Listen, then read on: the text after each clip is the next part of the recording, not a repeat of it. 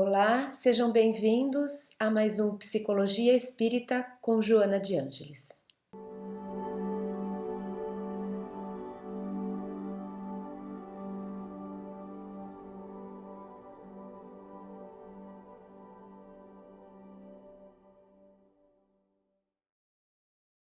Em nossa conversa de hoje, em nossas reflexões, eu gostaria de trazer um tema que é de fundamental importância quando falamos sobre o desenvolvimento infantil, sobre a educação dos filhos, sobre a harmonia do lar. E esse tema são os limites, dizem respeitos aos limites. Para entendermos um pouco mais sobre o que é esse conceito de limite, nós podemos recorrer, por exemplo, a Santo Agostinho, quando ele nos diz a respeito do que ele chama de meio termo. Santo Agostinho, dentro da sua teoria que ele desenvolveu, que nada mais era do que a sua forma de enxergar a vida, de entender a vida, de se relacionar com Deus, dentre tantos pontos que são importantes e fundamentais, ele destaca essa necessidade da ponderação, ele chama da moderação, do comedimento, que é esse termo, né?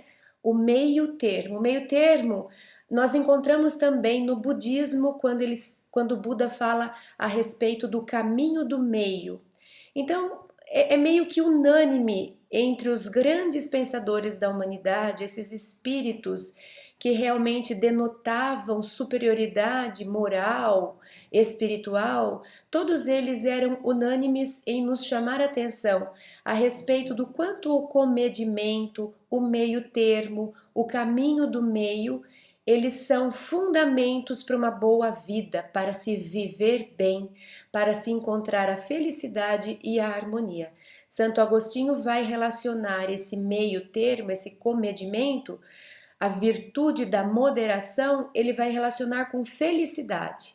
Ele vai desenvolver o seu conceito para explicar o que seria felicidade por meio desse comedimento, dessa virtude da moderação.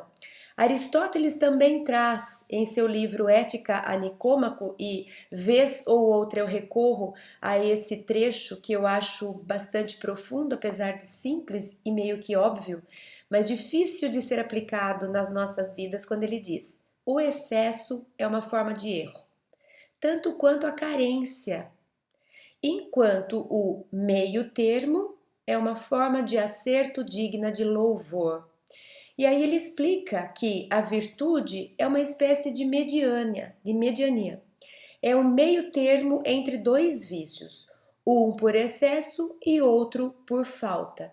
Pois nos vícios há falta, pois nos vícios ou há falta ou há excesso daquilo que é conveniente, no que concerne às ações, às paixões, e ao passo que a virtude encontra e escolhe o meio termo.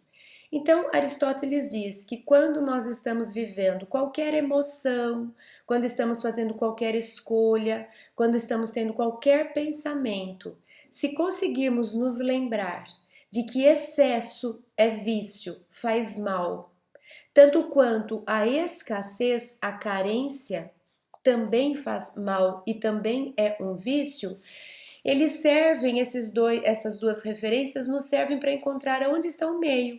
Isso aqui é demais, isso aqui é de menos.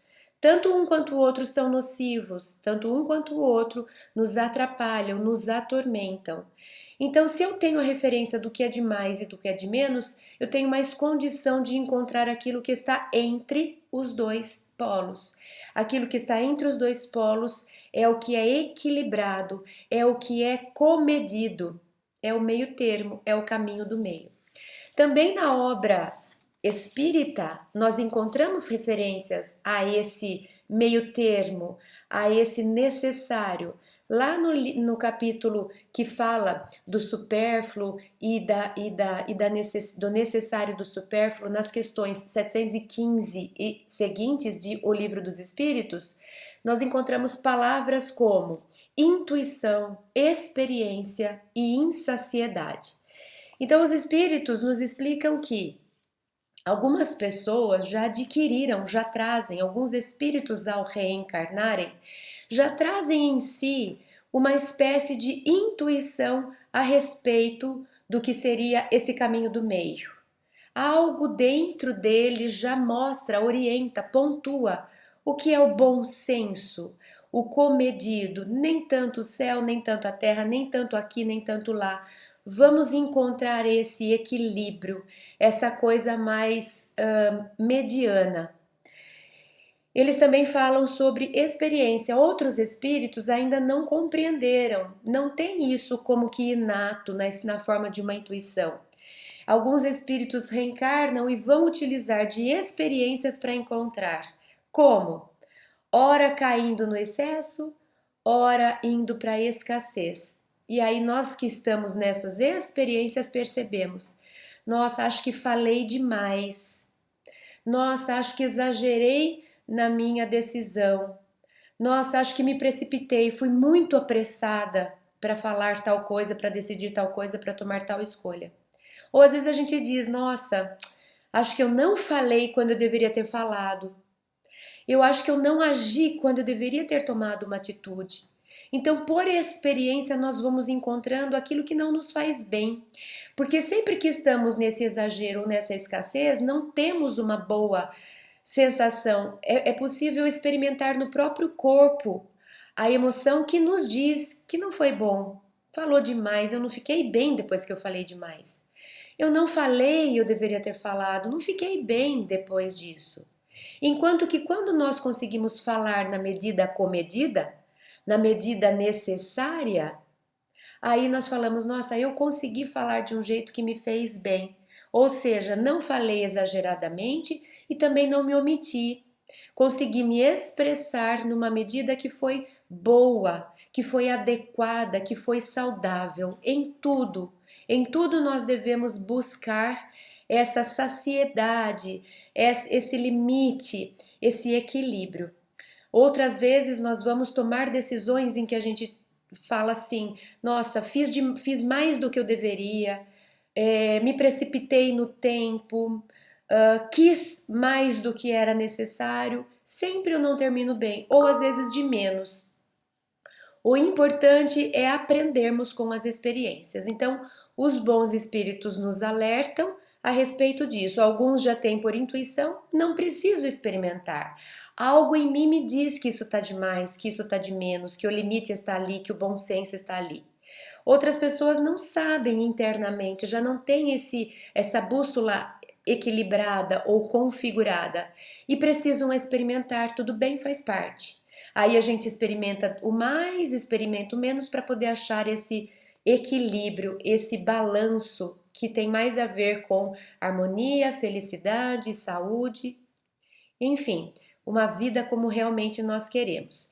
E nessas mesmas perguntas, 715 e seguintes de O Livro dos Espíritos, os benfeitores nos chamam a atenção que o homem, o ser humano atual, ainda é insaciável. E nós sabemos disso.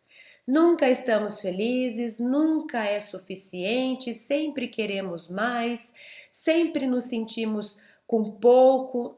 Dificilmente a gente encontra alguém que diga: tá de bom tamanho. Não é muito, não é pouco, tá de bom tamanho. Minha vida tá de bom tamanho. Eu tenho uma vida boa, eu tenho uma vida equilibrada. Ora, nós temos muito e queremos mais, ora, nós não temos nada e lamentamos por não ter. Então, é sim um tema que precisa ser trazido. Esse meio termo, esse limite, até onde eu vou, o que me cabe, porque ele interfere na educação dos nossos filhos, interfere nos nossos relacionamentos familiares, interfere nas escolhas que a família faz. Quantas vezes nos perguntamos diante dos nossos filhos, de um pedido deles ou de uma decisão que precisa ser feita, até onde eu vou? O que me cabe fazer? Então, essas são perguntas. Como é que nós vamos descobrir aonde está esse limite do saudável, do que é bom, do meio termo? Precisamos nos perguntar: até onde é saudável? Meu filho me pede isso. Eu preciso escolher uma escola. Até onde é saudável? Eu devo dedicar todo o orçamento da minha casa para a educação do meu filho? Ou talvez um pouco menos? Ou talvez eu não deva investir na educação do meu filho no sentido de buscar um ensino particular? Onde está esse saudável? Será que nós temos que priorizar a alimentação ou é a segurança? Será que eu devo deixar o meu filho seguir os amigos nos costumes, nos hábitos? Até quando? Até quando é saudável eu permitir que o meu filho se oriente pelos valores sociais? Porque se eu o isolar, a gente sabe, é de menos. Ele precisa viver na sociedade. Não adianta eu querer colocar uma cúpula para protegê-lo. Eu vou evitar que ele experimente, aprenda, caia, levante, se fortaleça. Mas também se eu abro todas as cercas e falo, vai filho viver em sociedade, aprenda, talvez seja demais. Talvez ele não esteja preparado em fortalecimento interior para enfrentar algumas coisas que existem lá fora. Até onde é saudável? E nós podemos trazer essa pergunta para todas as áreas. Até onde é saudável a saúde? Porque eu posso ficar neurótica cuidando da saúde. Passei do limite, foi demais. Agora é como se não existisse outra coisa. Eu só falo de valor calórico de cada alimento que eu ingiro, eu só falo de academia, eu só falo de procedimentos estéticos, eu só falo de massa corporal, eu só falo de doenças. Então eu extrapolei o cuidado com a saúde, passei do limite, isso já não é equilibrado. Eu venci um limite que me faria bem. Então, até quando é saúde? Quando passa a ser vaidade, neurose? Agora, será que o meu limite na saúde não está de menos? Ah, qualquer coisa serve, não me preocupo com isso, não tenho ideia do que estou comendo, academia não sei nem o que é, não me lembro de ter feito uma caminhada já faz uma eternidade. Será que não está de menos? Será que aí não é um pouco o caso, um desleixo, um desrespeito com o próprio corpo, com a própria saúde? Então, onde está o limite entre se tornar neurótico por causa de saúde e também se tornar omisso com relação à própria saúde? Tá vendo como o limite faz parte da nossa vida e ele vai entrar em todas as áreas? Por isso que é importante a família ter boa compreensão, ter consciência a respeito dos limites. Podemos pensar no limite com relação ao trabalho. Qual é o limite dos meus esforços? No livro dos Espíritos que trata da lei do trabalho, eles explicam que nós temos que trabalhar sempre. Deus trabalha sempre, Jesus sempre trabalhou, mas o trabalho lá numa compreensão ampla, toda atividade útil é trabalho, não a nossa profissão. Então, estarmos operosos sempre, mas não necessariamente estarmos profissionalmente envolvidos no trabalho. Então, o que eles querem dizer? Eu posso estar em casa cuidando do jardim, isso é trabalho, mas é terapia para mim. Porque eu amo lidar com as flores, eu amo, eu adoro, isso me faz bem, me preenche a alma. É uma atividade operosa, mas não tem a ver com a profissão que me remunera, com o lugar onde eu vou para ter status, para conseguir cargo, para ter super salários. Então, até onde vai o limite da minha busca salarial profissional? Será que vale a pena eu deixar a minha família de lado, eu não perceber que meus filhos cresceram de tanto que eu fiquei trabalhando? Será que vale a pena saciar o ego que vai no final das contas falar, viu onde eu cheguei? No topo. E o que você perdeu, o que você ganhou, você sabe. Você ganhou muitas coisas, salário, status, reconhecimento, todo mundo sabe quem é você. E o que você perdeu para chegar aí? Você viu seus filhos crescerem? Você viveu momentos gostosos com sua esposa, ou com seu marido, ou com seu companheiro, seja quem for? Então, até quando eu devo me dedicar e me sobrecarregar? Sobrecarregar é exagero, se é exagero, cuidado. Pode ser que em alguns momentos da vida a gente precise fazer com consciência. Estou fazendo esse investimento agora, vai requerer de mim em alguns anos para depois eu poder ter uma vida mais equilibrada. E a gente sabe, na fase da juventude, a gente inclusive dá conta e a gente trabalha muito, mas que isso não seja um modo de viver ao longo prazo, que seja uma estratégia para a gente conseguir aquilo que a gente precisa, mas com consciência de quem está fazendo uma escolha pontual e não elegendo um modo de viver. Podemos pensar também até onde é saudável buscarmos lazer e prazer. Quando isso não se torna uma exacerbação da preguiça, e de repente agora eu entro no trabalho já contando as horas para poder sair. E enquanto eu estou no trabalho eu nem me dedico. A minha mente já está na happy hour, no momento em que eu vou passear não sei com quem, não vejo a hora para chegar e deitar no sofá da minha casa e assistir TV. Até onde vai esse limite da gente buscar o lazer e o prazer que são necessários para o descanso, para a distração, para desenvolver alegria, para rir, porque a gente pode fazer muito isso durante os momentos de lazer? E quando isso passa a ser um exagero, quando isso passa a ser, na verdade, uma preguiça. Eu só quero fazer isso. Na própria religião e espiritualidade, nós devemos nos perguntar: qual é o limite da minha dedicação? Porque eu posso me dedicar à espiritualidade sem precisar ir para um templo religioso. Quantas vezes nós não usamos isso como fuga? A minha casa tem muitos problemas, então eu consegui uma boa justificativa. Ah, eu me envolvi com tantos trabalhos na casa espírita, na igreja, no salão, seja lá onde eu for, então eu não posso ficar tanto em casa. Será que isso não seria uma fuga? Com uma boa explicação, uma explicação que parece nobre, mas na verdade eu estou fugindo de algum outro problema que eu não quero enfrentar? Então percebe que não importa o que, nós estamos falando só de coisas bonitas, saúde, trabalho, lazer, prazer, religião. Até nesses valores nobres da vida, nós podemos errar, nós podemos contrair débitos, nós podemos ficar infelizes, nós podemos nos boicotar se não soubermos o limite de cada coisa, o bom senso, o meio termo, o caminho do meio. Então, Joana de Ângeles, no livro O Homem Integral, capítulo 1, ela diz assim: se cada indivíduo agir conforme achar melhor, considerando-se liberado, essa atitude trabalha em favor da anarquia, responsável por desmandos sem limites.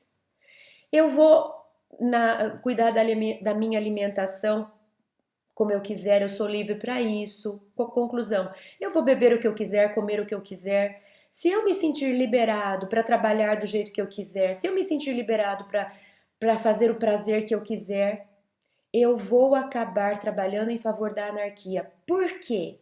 Porque nós ainda não somos espíritos equilibrados. Ainda trazemos áreas sombrias no sentido de onde estão nossos valores que nós não conhecemos e que têm relação com conflitos passados. Aquilo que no Espiritismo nós chamamos de tendências que trazemos das outras vidas, atavismos. Então nós temos tendências negativas. Se nós dissermos, ah não, mas eu sou livre, eu faço o que eu bem entender, muitas vezes eu posso estar me deixando levar por aquilo que já não deu certo no passado. Eu posso ainda estar percorrendo os mesmos caminhos que não me fizeram feliz. Então, Joana de Ângeles chama atenção. Pergunte a si mesmo, essa liberdade que você diz que você tem, eu como o que eu quiser, eu faço o que eu quiser da minha vida, ela vai gerar o quê? Qual é o final desse caminho? Presta atenção, porque você pode estar criando uma anarquia para a própria vida. E ela continua dizendo, livre é o espírito que se domina e se conquista. Olha que lindo. Movimentando-se com sabedoria por toda parte, idealista e amoroso, superando as injunções pressionadoras e amesquinhantes. Então, livre para Joana não é aquele que faz o que quer e passa de limites e gera caos para si e para os outros. Livre é aquele que consegue se dominar, que consegue se conquistar, que é idealista com amor e não com essas revoluções que mais atormentam e perturbam o meio do que geram realmente progresso.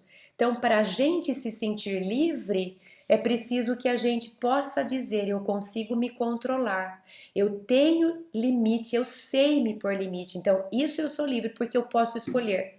Quando eu deixo os meus instintos ou eu deixo as minhas tendências inatas fazerem o que elas quiserem, eu não estou usando o livre-arbítrio, eu estou sendo arrastado pelas tendências do passado.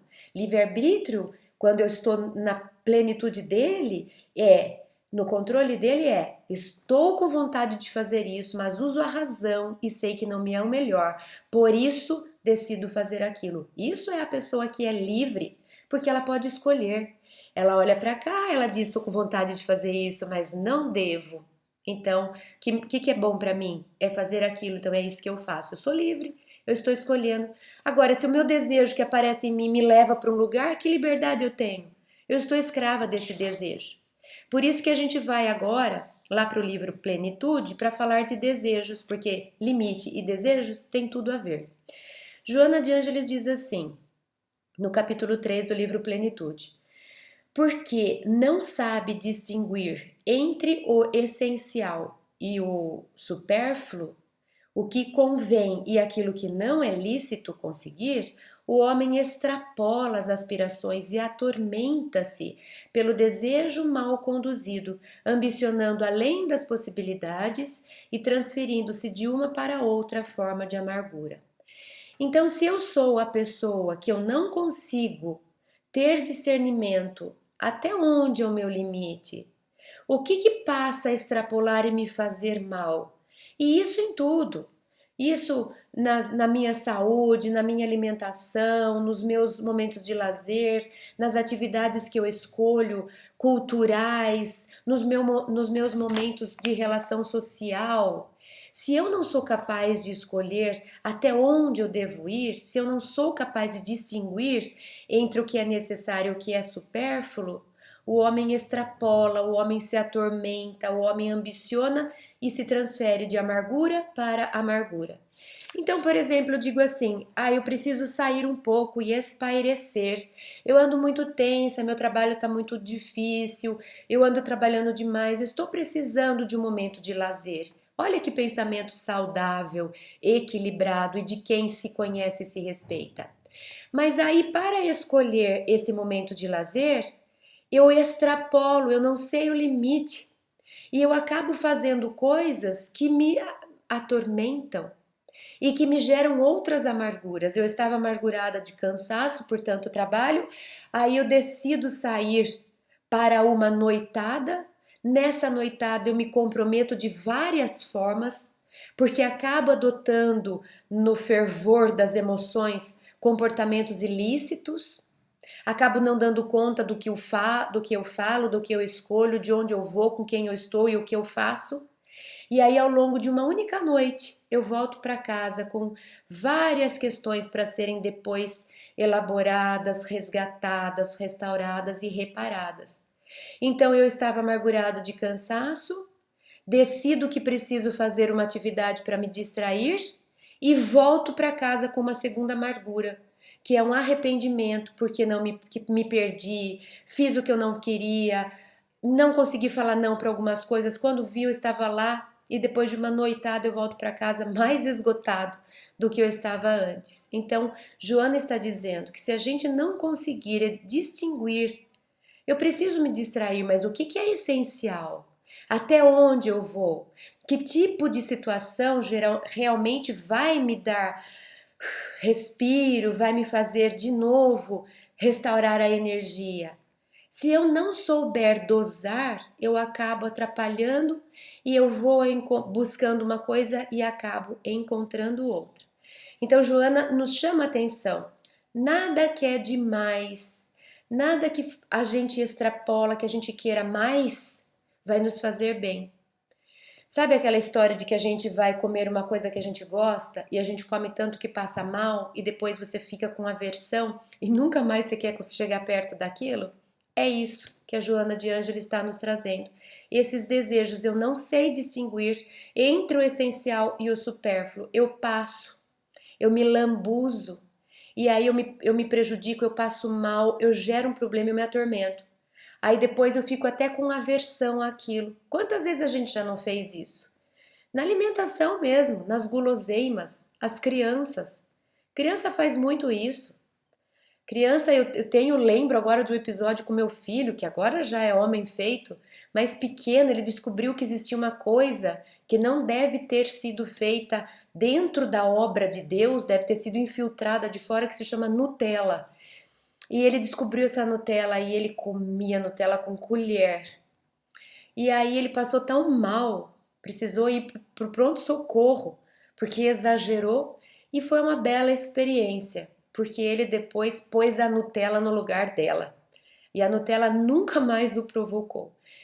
Não tinha a intuição para saber que aquilo era demais. Também eu não percebi, porque ele nunca foi de comer fora do horário, não tenho problema nenhum com ele de alimentação. Não notei que ele estava ali envolvido com aquilo. E ele teve essa experiência, e essa experiência fez com que ele percebesse que tudo no seu lugar, inclusive a própria Nutella, precisa do lugar dela. É isso, nem nada que é demais é bom, nada, nem as melhores coisas da vida. Nutella, por exemplo, chocolate, por exemplo. Nem essas coisas boas, quando elas são demais, elas nos atormentam e elas nos geram outras formas de amargura. Então, estamos relacionando limite com desejos, porque os desejos atrapalham o estabelecimento dos bons limites, dos limites seguros em nossas vidas.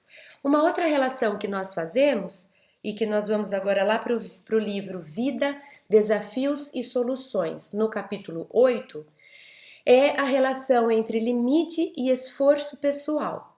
Porque se os desejos me arrastam para aquilo que é demais, a falta de esforço pessoal me arrasta para não fazer nada. E agora eu faço de menos.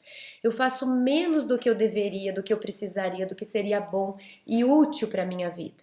Então o desejo me arrasta no que é demais e a falta do esforço pessoal, a preguiça, a inanição me afasta no sentido negativo de menos, de carência, de falta. Então, Joana de Ângeles diz assim: esforço nesta leitura psicológica pode ser descrito como tenacidade para não se deixar vencer pelo marasmo. Ó, o marasmo. Marasmo é a antítese daquilo que eu quero muito, que é o demais. Eu não quero nada, tá tudo bom. Deixa eu quieta aqui, eu não preciso nada. E aí a gente não se movimenta, a gente não cresce, a gente não aspira, a gente não anda pela acomodação, pelo limite das realizações conseguidas. É o investimento da vontade para crescer mais, alcançar novos patamares, desembaraçar-se de toda a peia que retém o espírito na retaguarda. Então, Joana de Ângeles está chamando atenção para quando a gente faz de menos. É aquela coisa de não quero nada. Qualquer coisa tá bom. Deixa assim mesmo. A gente se vira. Não precisa não. Essa é a voz da insuficiência, é a voz do marasmo, da acomodação, é a voz que se deixa vencer por esse antes de chegar no limite. Então a gente não aprende, não cresce, não desfruta, a gente vai perdendo inclusive a energia de viver, o ânimo. Cadê esse Eros, que é essa força que deseja, que quer? Tá faltando desejo. No primeiro slide, sobra desejo. Extrapola, quero tudo e perco o limite.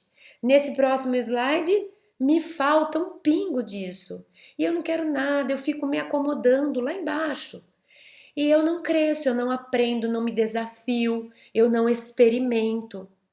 Aqui tem muito também daquela consciência anterior, daquela religiosidade das nossas vidas passadas, provavelmente, quando nós tínhamos medo de experimentar, então ficávamos bem protegidas, enclausuradas, porque assim nós não corremos risco, mas também não crescemos, atrasamos o processo. Então, eu sei que é difícil a gente estabelecer a boa medida entre arriscar para aprender e arriscar para extrapolar e se comprometer. Mas algum tipo de risco nós vamos precisar correr se quisermos incentivar o aprendizado, o crescimento. Não adianta ficar preso em casa, entrar numa redoma de vidro para não ver nada, para não escutar nada, para não se relacionar com nada. Sim, eu não vou ter erro não vou arriscar o que eu vou falar coisa errada, o que eu vou escolher coisa errada. Mas que vida é essa? É vida isso? Isso é vida? Porque vida é você ir, é tentar, é cair, é levantar, é falar não, é se arrepender, é depois falar sim para ver o que dá. Precisa ter as experiências. Só que a gente precisa saber até quando essa experiência vale a pena pelo risco que ela traz. E essa busca é o meio termo. Eu vou me arriscar, mas um tanto que eu dou conta. Pronto, agora eu me arrisco mais um pouco. O que é ruim, que não é inteligente da nossa parte, é o extrapolar. Eu arrisco tudo. Aí eu não estou respeitando Aristóteles, Santo Agostinho, nem o livro dos Espíritos que nos falam para sermos comedidos. O que é necessário? O que é supérfluo? É necessário eu arriscar alguma coisa nova, eu tentar uma coisa diferente, eu ir para caminhos que eu nunca fui. É necessário, eu preciso ampliar a minha consciência. Mas até quanto? Até onde? Até quando? Essa é a pergunta inteligente. Agora, querer ficar parado, eu não vou sair daqui no marasmo e na acomodação, não é por aí também. Então, limite não é nem demais que eu faço tudo que eu estou com vontade, que o meu desejo me arrasta, e nem de menos quando eu fico parado esperando, protegida, esperando que a vida aconteça por ela mesma, porque eu não dou um passo, porque assim eu não me comprometo. Então, nem de menos e nem de mais. A vida precisa acontecer nessa medida, nem ser arrastado pelas tendências e nem também ficar sentado esperando alguém fazer o seu esforço. Então, lá no livro Plenitude, no capítulo 8 também, Joana de Ângeles diz uma frase. Eu pus essa sapatilha aí da bailarina, porque a bailarina é pra gente, pelo menos pra mim, um lindo exemplo de disciplina, porque ela paga algum preço com o próprio corpo, o pé, né? O pé da bailarina a gente sabe que ele é muito do seu material de trabalho. E, e ela precisa de uma disciplina, né? Não só a bailarina, todo mundo que busca um nível de excelência em algo que faz. Se não tiver essa disciplina, não atinge. E é muito difícil você conseguir respeitar o limite do corpo. Quer dizer, eu vou exigir um pouco de você, corpo, mas não o suficiente para te prejudicar de uma forma que falta até amor pelo próprio corpo. Mas eu vou um pouquinho mais, até eu conseguir o que eu quero. Sempre um preço vai ter, mas para viver tem sempre preço. Mesmo que eu não faça nada, o meu corpo está sendo consumido a cada dia. Isso é viver, eu estou gastando o corpo. Mas é inteligente da nossa parte escolher como gastar esse corpo. Qual é o seu limite em que eu ainda o respeite, mas faça com que ele me ajude a aprender a crescer. Então, Joana de Ângeles diz assim: sem uma disciplina que o exercício prodigaliza, o esforço deperece e as aspirações morrem. Olha que frase linda. Essa é a nossa busca quando a gente fala de limites. É uma disciplina que vai exigir de mim exercício, experiência, dedicação, perseverança e nesse andar de forma que nem o esforço sucumba. Eu tentei 2 vezes, é muito difícil. Isso não é disciplina. Isso é acomodação, é preguiça. Porque a disciplina vai exigir um tempo para falar, não, eu fui disciplinada. Nossa, eu fiquei um processo inteiro, eu passei por uma fase, depois eu posso avaliar se aquilo serve para mim ou não. Uma das coisas que eu sempre usei na educação dos meus filhos, quando eles me traziam, não quero mais fazer isso, eu sempre levava-os a observar, você não quer mais fazer isso, porque isso está exigindo de você um esforço, uma disciplina, ou porque de fato aquilo não realiza a sua alma? E muitas vezes a gente vai ver que a gente foge daquilo que cansa, mas não daquilo que não me realiza. Então eu sempre propunha para eles, então não sai já. Eu não quero, eu quero sair da aula, não sei das quantas. Então não sai já. Vamos ficar para treinar a disciplina e depois que você conseguir falar, não, eu conseguiria manter essa disciplina, daí a gente avalia se aquilo que você gosta te realiza ou não, para a gente poder diferenciar. Porque imagina, uma pessoa que tem um talento para música, para o esporte, seja para o que for. Se ele não tiver a disciplina, ele nunca vai descobrir esse talento. Então nós precisamos conseguir distinguir nos nossos filhos. Ele está evitando um caminho, porque de fato ele não tem talento para aquilo, aquilo não é da alma dele, não faz parte do caminho evolutivo, não combina com esse espírito, ou ele, como qualquer criança, não está querendo pagar o preço para poder chegar a desenvolver e a dominar esse talento. Então a gente, enquanto pai, enquanto mãe, precisa ajudar o filho a identificar. Você está se afastando disso porque de fato não cabe a você enquanto espírito, não faz parte do que você gosta, dos seus talentos, ou você não está querendo se desenvolver porque alguma coisa você vai ter que disciplinar, em algum lugar você vai ter que se esforçar. Ou você acha que existe algo que apareça na sua vida como conquista sem você ter feito nenhum esforço? Então, se você tem um talento enorme para ser um musicista, mas você não quer pagar o preço do estudo, você vai deixar de ser musicista. Que pena, você tinha tudo para ser um ótimo. Tá bom, então você vai ser o quê? E aí, qualquer coisa que eu venha a escolher, eu vou cair na mesma disciplina. Nada que eu for conquistar vai vir sem eu passar por um caminho que exija de mim esforço, perseverança, dedicação. Caiu, levanta, caiu, levanta. Errou, tenta acertar todos. Então, cuidado, porque a gente tem observado muito crianças que entram em 10 cursos. Foi fazer balé, não gostou, foi fazer violão, não gostou, foi fazer, não gostou, foi pro judô, não gostou, foi pro futebol, não gostou. Né? As mães que colocam os filhos nesses monte de curso. E daí a gente pergunta, primeiro, por que você está tentando pôr? Porque de fato, acho que você não está querendo descobrir nada, porque não dá tempo de descobrir nada de talento. Você põe ele, na hora que ele falou isso é difícil, já tira. Né? Então, o que está sendo trabalhado ali?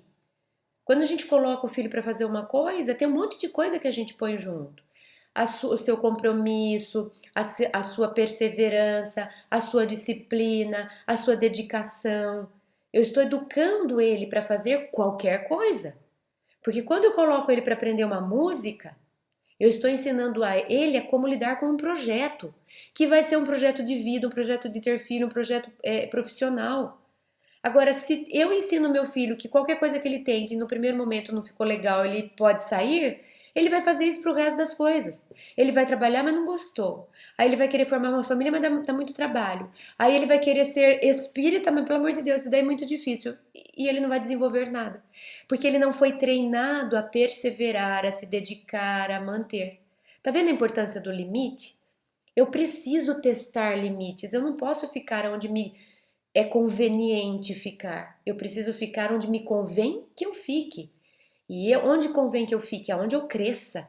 Não aonde eu domino, que eu estou muito bem aqui, eu não preciso de esforço nenhum. Né? A própria escola, a gente precisa mostrar para os filhos que eles precisam ir.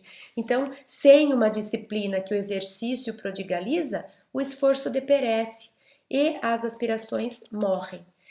Então, disciplina faz muita relação com limite. O buscar a medida certa é uma forma da gente se educar.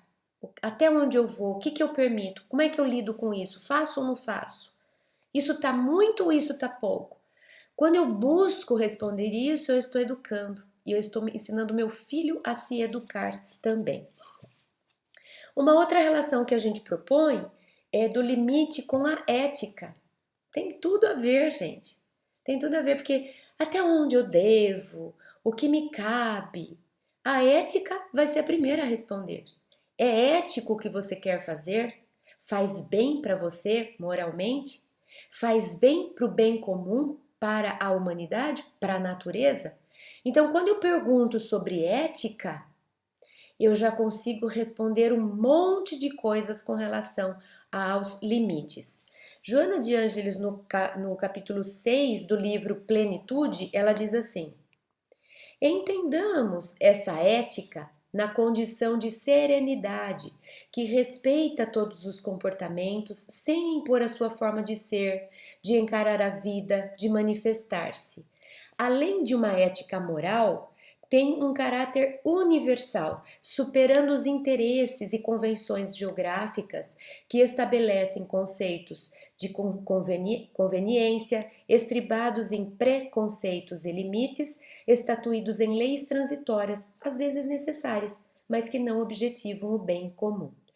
Então, nesse ponto, a reflexão é: eu estou buscando limites, limites éticos. Como que eu identifico quais são esses limites éticos? Quando eu consigo detectar que ele está alinhado, por exemplo, com o bem comum, com o futuro da humanidade, com o meu trajeto pessoal e espiritual, quando ele está alinhado com os valores do céu, ou seja, quando eu me desapego das coisas da terra. Não é o ego quem está falando, mas é o self, é o espírito que enxerga. Isso vai ser bom para você, porque vai te fazer aprender para mais paciência, porque vai desenvolver em você fraternidade. Então, uma forma de estabelecermos o que eu devo fazer, o que eu não devo fazer, é tentar trazer a ética, as questões éticas. Isso é bom? Isso é nobre? Isso é agradável a Deus? Isso está em alinhamento com as leis que Jesus nos apresentou, do amor em essência? Isso é moral? Pronto, eu já sei muito do limite. Se o que eu estou pensando em fazer, eu devo fazer ou não. Basta eu pensar com essa consciência ética. E agora que a gente já falou bastante sobre os limites, vamos trazer agora algumas reflexões para dentro, especificamente para dentro da família. E eu recorro ao livro O Despertar do Espírito, capítulo 3, e existe a seguinte citação lá de Joana de Ângeles. A pressa em fruir o prazer além dos limites, ou para ganhar dinheiro enquanto está no topo, exaure o ser humano. E este, para continuar na disputa em favor de mais aquisição, despreza o refazimento de que necessita, das horas de lazer, de reconforto moral, de espiritualidade, né? Pensando em amealhar e gozar além do necessário. Por saber transitória sua posição de destaque e de predomínio, não vivendo realmente feliz, embora se encontre no máximo das realizações. Então eu trago isso como exemplo. Onde é que, enquanto pais, educadores, nós estamos extrapolando? Quais exemplos de exageros nós estamos dando em casa? O meu filho tem observado o pai, a mãe, os membros da casa se matando para conseguir uma coisa? Para ter uma coisa? Porque eu estou dizendo para eles que o ter é tão importante que ultrapassa qualquer limite de saúde, de convivência, de descanso. Ou estou dizendo para o meu filho que para eu parecer vale qualquer negócio? Não tem limite para minha aparência, nem que eu pegue metade do meu salário para comprar um objeto que todo mundo diz que quem é bom mesmo tem que ter, porque é de uma marca X, ou porque está na moda, ou porque isso vai me agregar valor. O filho está observando. Ele está observando muito mais do que ele está escutando aquilo que você fala. Não tem aquela frase que o seu comportamento me mostra tanta coisa, grita tão alto que eu não escuto o que você está me falando? Então, como eu falo para o meu filho, tem que ter limites. Tá pensando o quê? Se eu na minha vida não tenho limites declarados, vivenciados, demonstrados. Se eu gasto minha saúde para ter dinheiro, ou gasto meu dinheiro para parecer o que eu não sou, ou me mato para parecer aquilo que eu não sou e perco a saúde no processo, cadê os limites disso? O meu filho está observando e o meu filho está falando: minha mãe é uma desequilibrada. Não me mostra ponderação, moderação, comedimento. Ora ela está correndo como uma doida para mostrar uma coisa, não sei para quem. Ora ela está se matando para conseguir ter um dinheiro e perdeu a saúde no processo.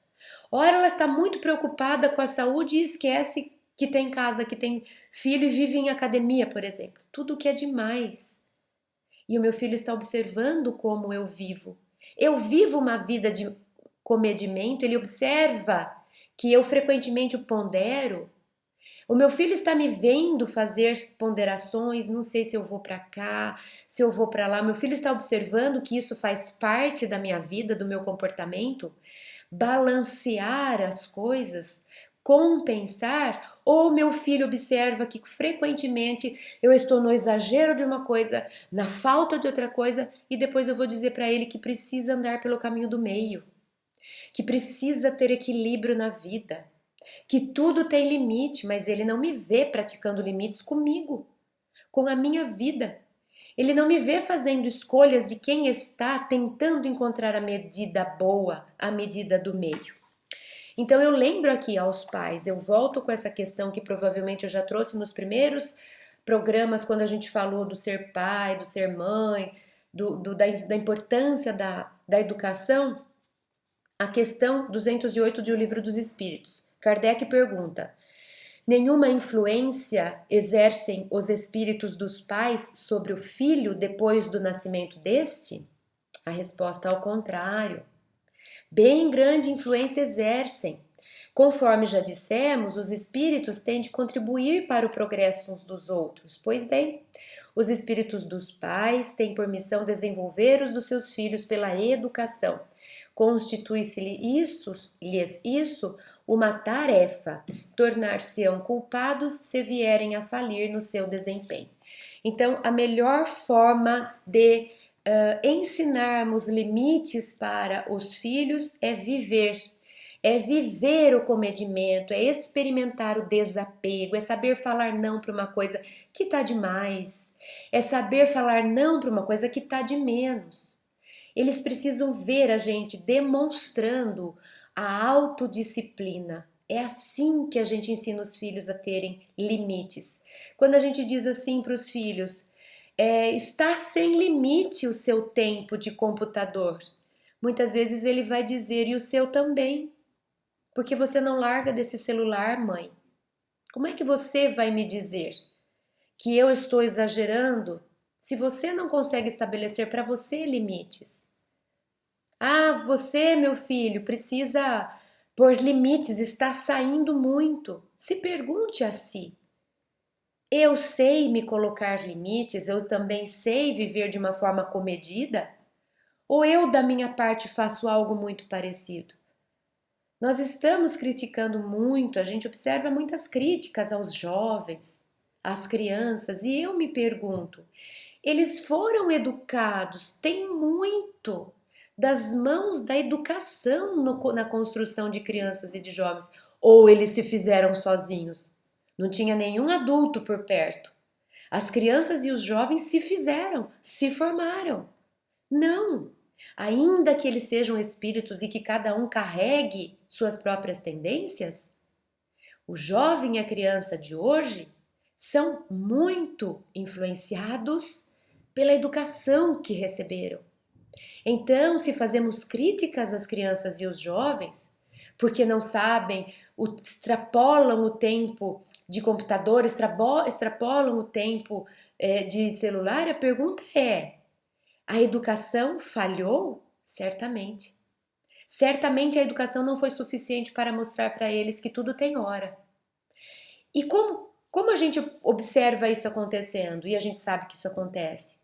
Sabe quando a mãe de uma criança de 2, 3 anos, não estou fazendo crítica e nem estou dizendo que isso é errado, não estou condenando, mas estou trazendo a consciência. Quando os pais de uma criança de 2, 3 anos colocam um tablet na mão dela para que ela se distraia com aquela tela e dê chance para eles poderem almoçar, jantar, ir para um restaurante sem ela ficar agitada fazendo coisa que criança faz, mas a gente não quer que faça, eu estou mostrando para ela como é que eu estou pondo um hábito ali. Aí ela tem 12 anos e fica vidrada naquela tela e a gente fala, ó, essa criança que não sai da tela. Não tem limite, mas eu não pus limite para ela. Aliás, pelo contrário. Eu é que ajudei ela a se perder nesse limite, porque eu introduzi tela quando não era a idade de introduzir tela. Criança pequenininha que tem que trabalhar com o concreto e que tem que trabalhar com grandes movimentos, ela não está pronta ainda para ficar fazendo, não deveria. Criancinha pequena tem que ter a liberdade.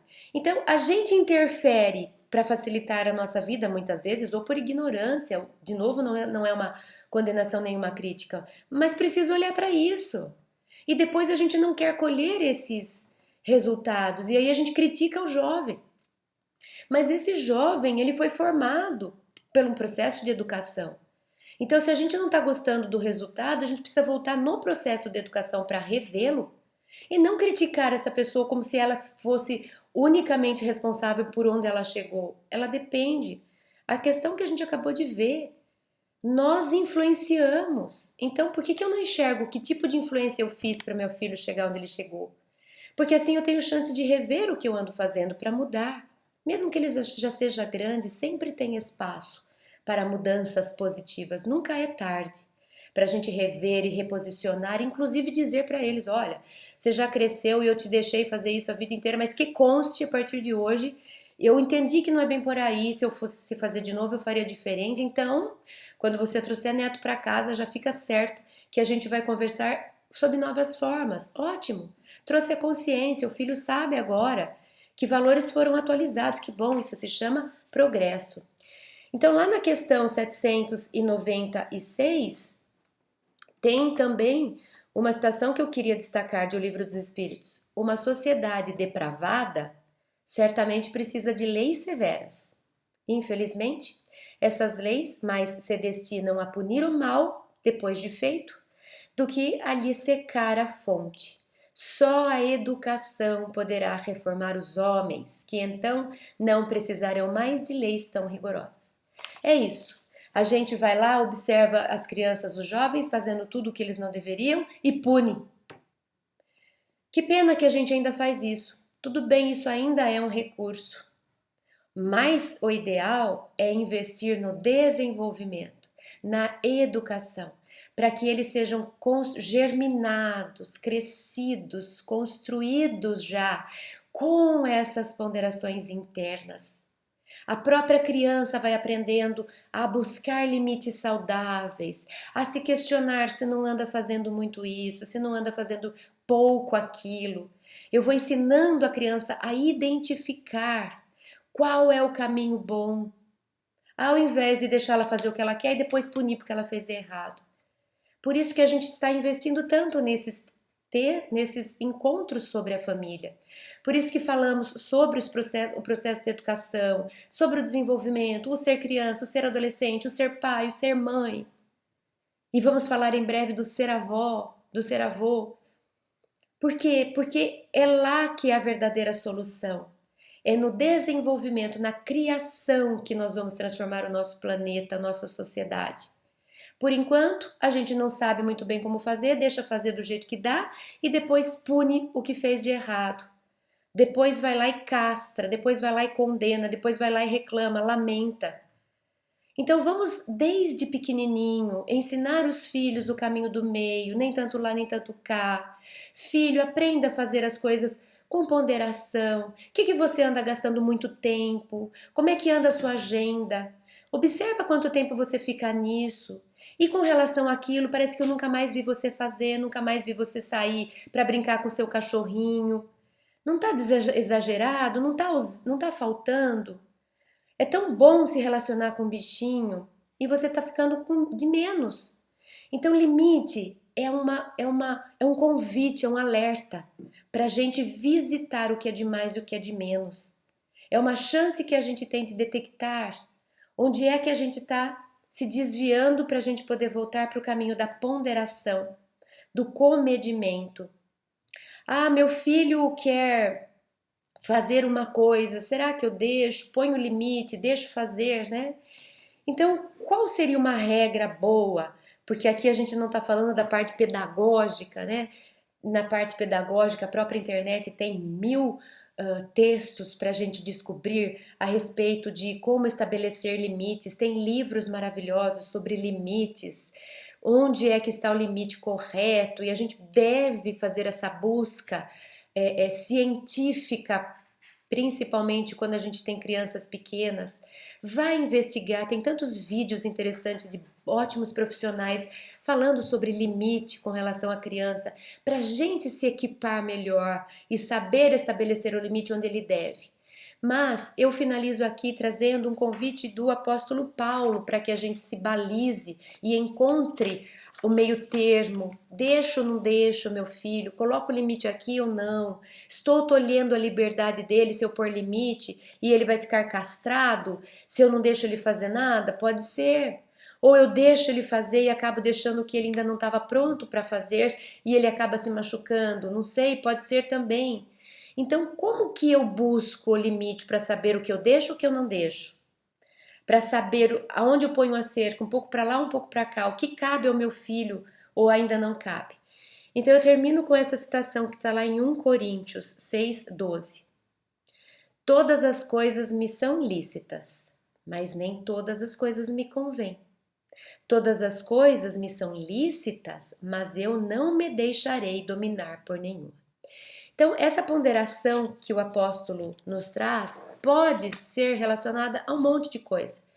O que me convém ou o que convém ao meu filho com relação à idade? Eu já vou saber por muitos limites. Ah, eu quero ir ficar com meu amiguinho até tal hora da noite.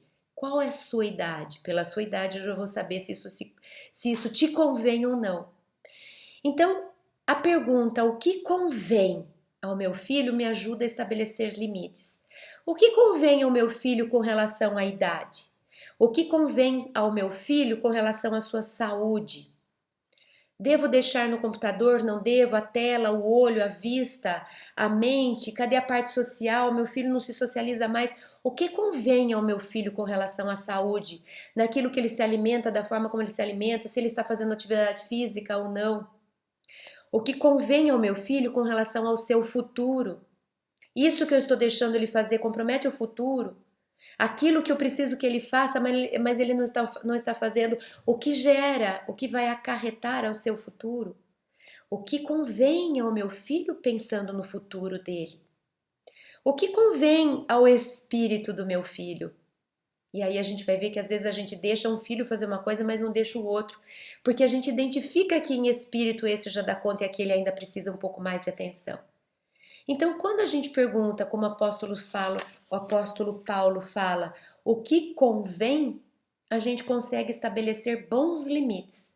O que me convém fazer com relação ao meu filho, no que diz respeito à saúde, à escola, à evangelização, à relação dele com os amiguinhos, às escolhas que ele quer fazer. Meu filho quer escolher isso, e agora? Deixo ou não deixo? Põe o limite ou não põe o limite? Se pergunte o que convém a ele nessa pergunta. Em termos de idade, está na idade de fazer isso? Em termos de futuro, vai comprometer? Tem algum risco? É um risco que é muito perigoso ou não? Posso deixar? Vai ser uma boa experiência para ele? Faça perguntas. Então a gente encerra esse nosso encontro com essa proposta. Faça mais perguntas com relação ao que convém que você ofereça ao seu filho ou aquilo que você coloque como limite.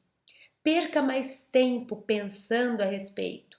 Não deixa que o automático, porque todo mundo faz, porque minha mãe sempre fez, porque é assim que eu aprendi, ganhe, ou por causa das suas próprias questões internas e a gente vai no automático e a gente vai pondo limite onde não precisa e aí realmente castra, realmente poda o filho e ele não experimenta. As outras vezes a gente abre as porteiras e o filho se põe em risco que ele não precisaria. Então fica esse convite para que a gente dê atenção aos limites.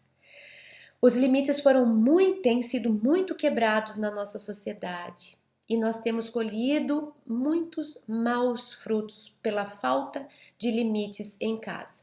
Pensa sobre isso.